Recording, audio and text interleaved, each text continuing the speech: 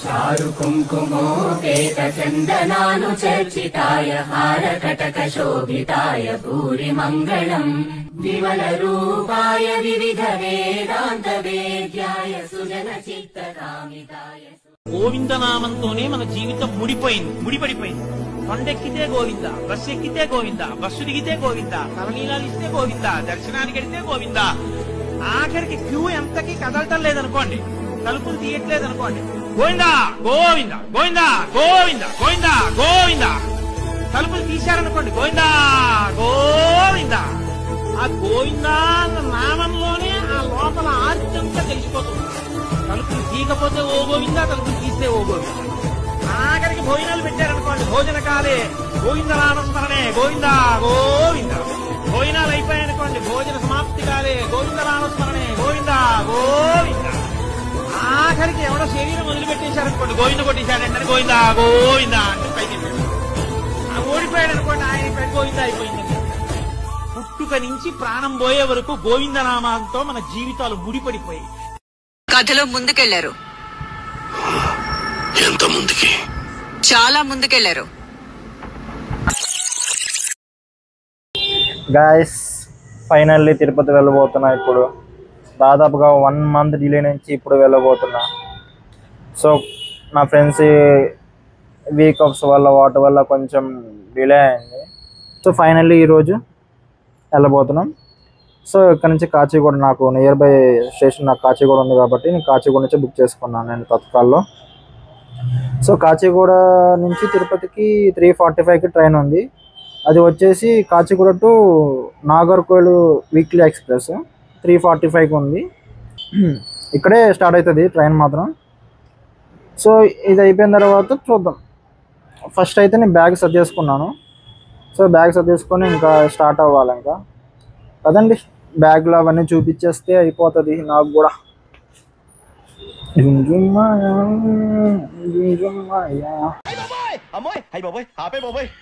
ఇవే నేను తీసుకెళ్ళేది 2 bags ట్రిప్కి.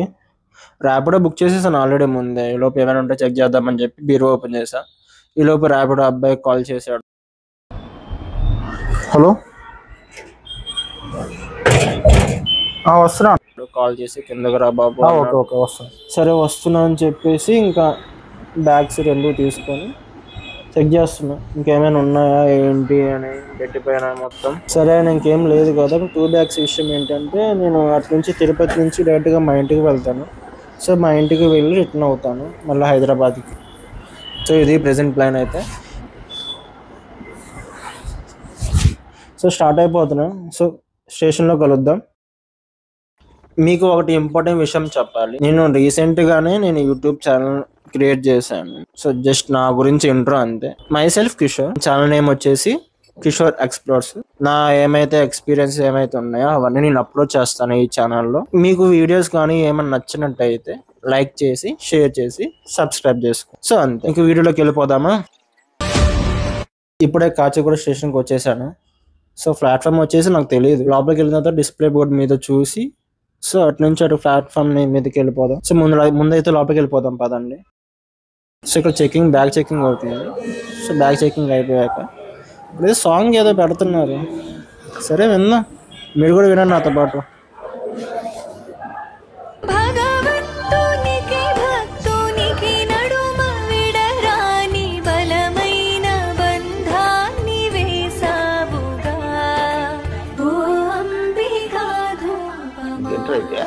అరే నీ అబ్బా, అరే నివ్వకపోయిన నిప్పు, నీ అబ్బా జఫా. ట్రైన్ వచ్చేసి నెంబర్ 4 ప్లాట్ఫామ్ మీద ఉంది. సో మన కోచ్ వచ్చేసి S5. సో ఇంకా టైం ఉంది కదా అని చెప్పి స్లోగా నడుస్తున్నా. ఈలో పార్ని ఇచ్చాడు. వెంటనే ఇంక తీసేస్తాడేమో అని చెప్పి కంగారులో కెమెరా పట్టుకుంటూ పరిగెత్తుకుంటూ వెళ్ళిపోతున్నా. ఆల్రెడీ S5 ఉంది. S5 కొంచెం దగ్గరలోనే ఉన్నా, కానీ S5 మర్చిపోయి S7 దగ్గరికి వెళ్ళిపోయాను నేను. మళ్ళీ S7 నుంచి మళ్ళీ S5కి మళ్ళీ వచ్చి అప్పుడు నేను సీట్లో కూర్చున్నాను. ఎందుకంటే మంది లోయర్ బ్రెత్తే కాబట్టి ఏం పర్లేదు. అట్లుంటది మనతోని ముచ్చట. అమ్మయ్య, మొత్తానికి ట్రైన్ ఎక్కేసాను. కరెక్ట్గా 3:45కి ట్రైన్ తీసాడు దొంగ సచ్చినోడు. కాసేపు టెన్షన్ పెట్టాడు. రేపు చూద్దాం కరెక్ట్ టైంకి వెళ్తుందో లేదో.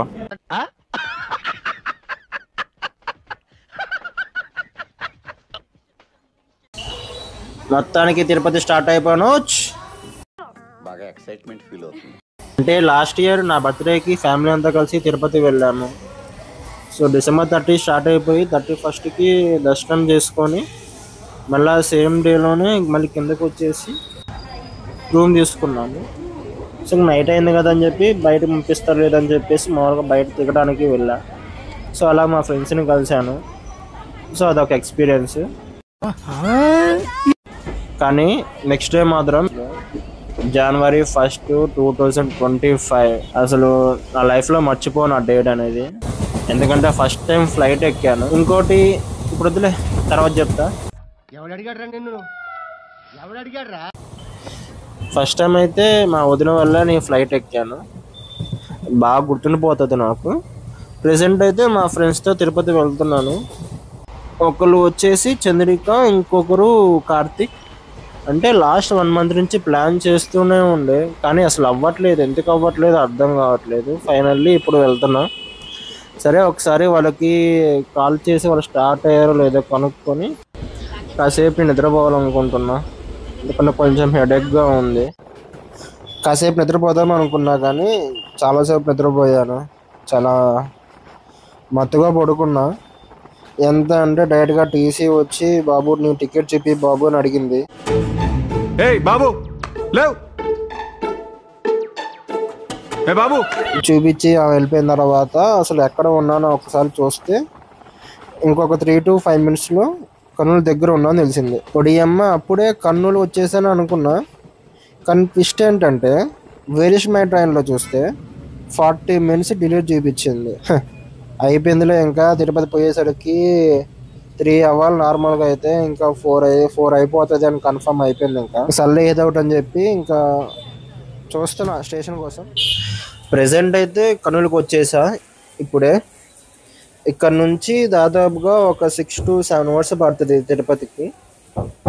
నాకు తెలిసినంత వరకు అయితే లేట్ అవుతుంది ఖచ్చితంగా. ఇప్పుడే టైం 10 అవుతుంది. చూద్దాం. నార్మల్గా తిరుపతి అయితే 3 లోపు వెళ్ళాలి. ఈ లేట్ చూస్తుంటే 4 అవుతుంది ఖచ్చితంగా అవుతుంది.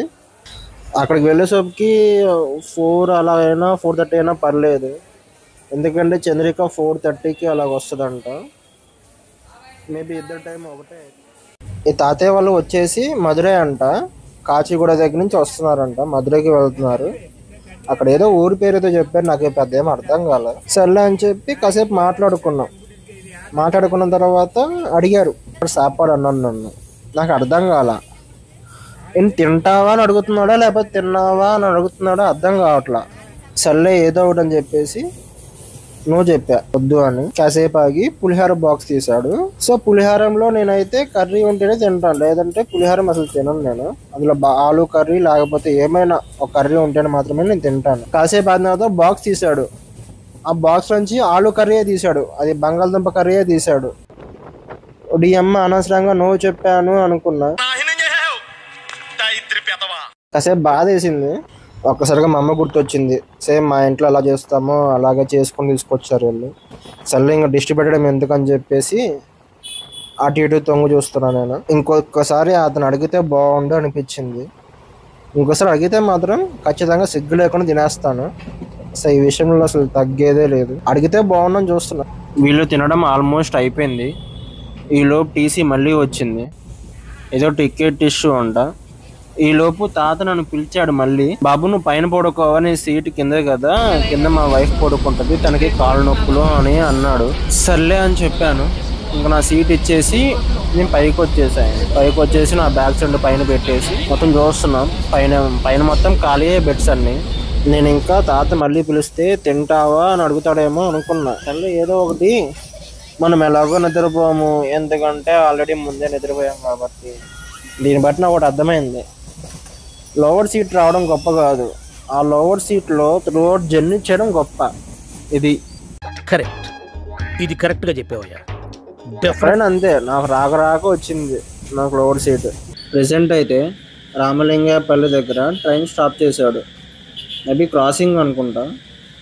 ట్రైన్లో ఏమి వచ్చే సూచనలు కనిపించట్లేదు, ఏమో చూడాలి మరి. లేదు సిగ్నల్ ఇచ్చేశాడు. ఆపినంతసేపు లేదు ట్రైన్.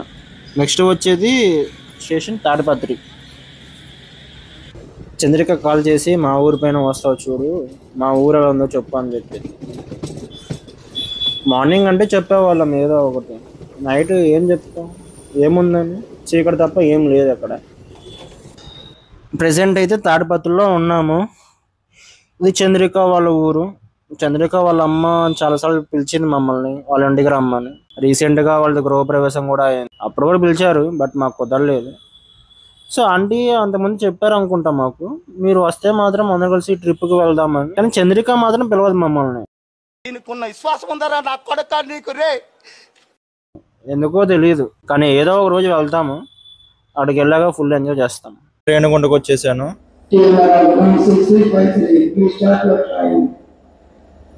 20 minutes తర్వాత ఇప్పుడు అనౌన్స్మెంట్ ఇచ్చారు. 20 minutes 25 minutes అయింది రేణుగుంటకు వచ్చి. మేము 2:55 గల తిరుపతిలో ఉండాలి. ఇప్పుడు ఇచ్చాడు అనౌన్స్మెంట్. నేను ఇంకా లేట్ అయిపోద్ది అనుకున్నాను, లక్కీగా చాలే తిరుపతికి వెళ్ళాక మాట్లాడుదాం. So bye bye. అడిగారని చెప్పండి. ఇప్పుడే రేణుగుంట నుంచి ట్రైన్ స్టార్ట్ అయిపోయింది. ఇంకొక జస్ట్ ఒక హాఫ్ అన్ అవర్ ఎంతో టైం పడుతుంది తిరుపతి రీచ్ అవ్వడానికి. కార్తీక్ ఫోన్ చేసా, ఒక 2 hours పడుతుందని చెప్పాడు వాడు. ఇంకా చంద్రికదేమో ఇంకా 45 minutes to 50 ఆ మధ్యలో పడుతుందని చెప్పింది. మ్యాక్సిమం 4 కల్లా రీచ్ అయిపోతాము. 1 hour డిలే అయింది ట్రైన్ మొత్తం మీద. అయితే ఇంకేం చేస్తాం, ఇంకేం చేయలేము ఇంకా. సో 4కి ఆ టైంకి ఉంటాం. తిరుపతికి వెళ్ళాక దిగాక మాట్లాడదాం. ఫైనల్లీ తిరుపతి అయితే వచ్చేసాం. ఇక్కడైతే చాలా క్రౌడ్ ఉంది.